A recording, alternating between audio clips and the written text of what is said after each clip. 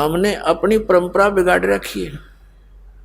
अब जैसे दास के यहाँ बच्चों का विवाह करते हैं सिंपल वे से, जैसे कपड़े पहन रखे हैं जिटीज, और रोटी भी यहाँ भगवान के भंडार में खाओ और बच्चों का ब्याह करो और जाओ। और जैसे घर पे भी करते हैं तो भी इसी तरह हमने ड्रामाबाजी नहीं करनी। परमात्मा ने ब्याह बच्चों का कर रखा होता है।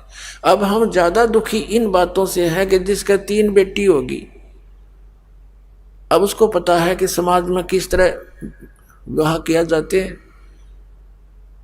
तो उसका जीना हराम हो जाता माँ बाप का।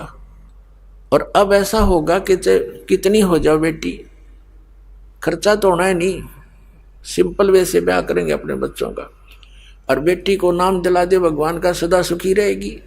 एक पिताजी कितना धन दे सकता अपनी बेटी को? क्या आजीवन उसका गुजारा करा सकता है? फिर भी उसने अपने संस्कार से ही उसका काम चलेगा। तो संस्कार हम अच्छे बनाएंगे, बचपन से मालिक से जोड़ देंगे उन बच्चों को, तो परमात्मा सदा साथ रहेगा। जहाँ हम उनका साथ नहीं दे सकते, वहाँ भगवान साथ देता है।